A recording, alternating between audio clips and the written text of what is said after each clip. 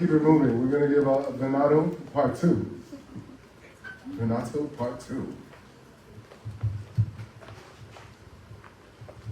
Oh, cool. So same poem, but this is chapter 2 of the same story. So far I've written 3 chapters, and hopefully you'll get to hear them all tonight, or at least I hope so. So this chapter is called Perseus and His Mother at Sea. And as we last left our hero, he had just been born in the fiery furnace that the god Zeus came down and cooled, and then impregnated Dana, and then she gave birth in that same night to this wondrous boy. And so we pick up the story right there, the same day as he was born. Chapter 2, Perseus and His Mother at Sea. As dusk approached, the guards of Dana thought her dead within, for when they touched the sun-baked sides, the metal seared their skin.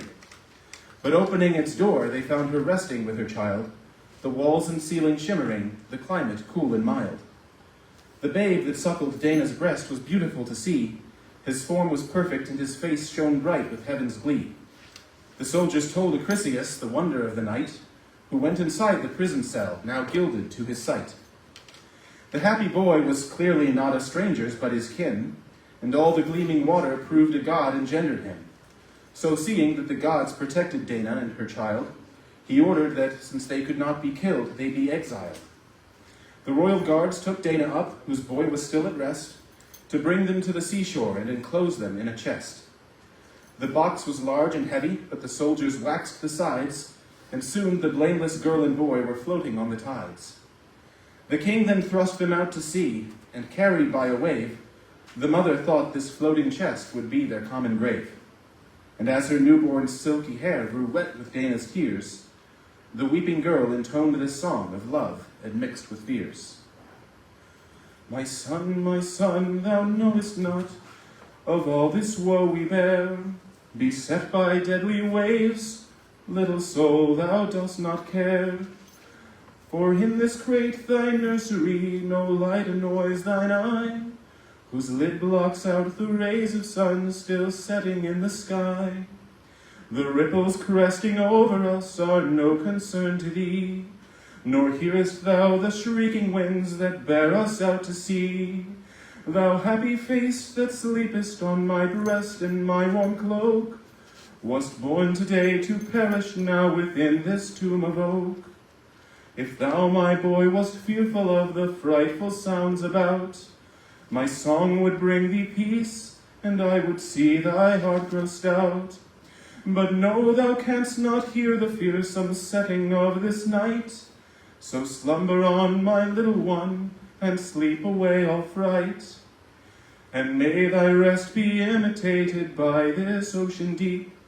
May every grief my heart recalls fall likewise into sleep.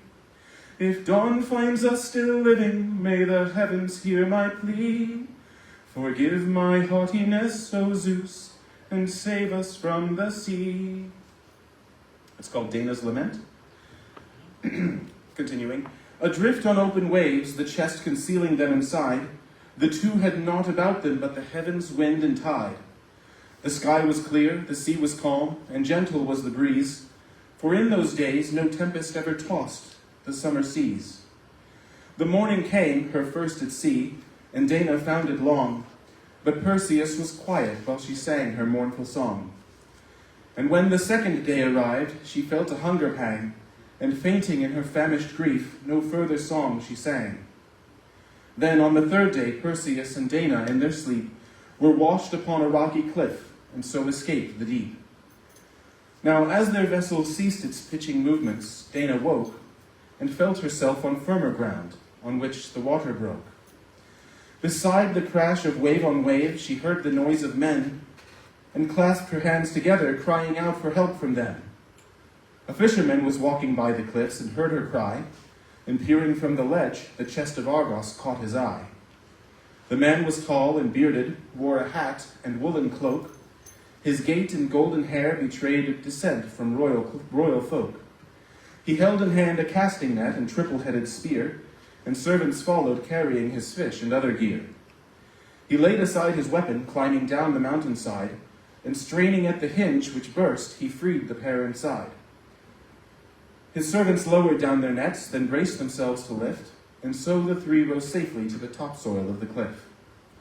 And then the Saviour, taking Dana's hand, made this remark: "O lady, how did fate bring thee to me in such a bark? And who art thou, who hast such royal airs, and from what place? And why does not this boy appear to be of mortal race?" He pointed to her babe, whose features shimmered like a star. But Dana, gazing down, said, "Please, sir, tell me where we are. Unhappy me, cast out to sea on foreign land now thrust, I'm left to beg for help from men I shouldn't dare to trust." The fisherman replied, "This isle is known as Sephiros. A company of fishermen attends me as their boss. The people call me Dictys, and my family's from Greece. My brother Polydectes rules the land and keeps the peace."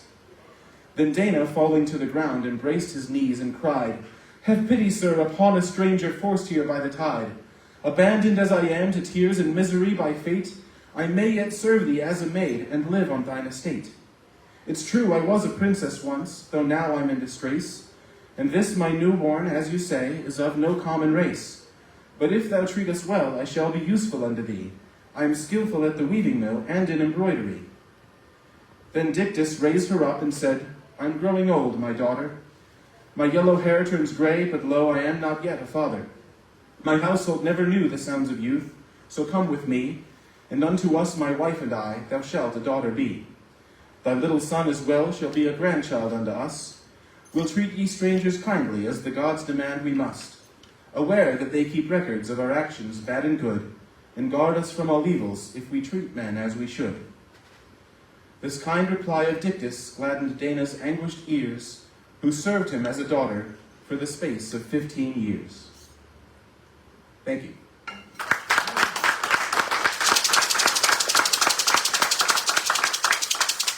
And then lastly, there's chapter 3, which is called Perseus Dreams of Athena, but I will go sign in again, and then after a pause, we'll come back to that one. Thank you. All right. Okay, so coming up next, we have the lady.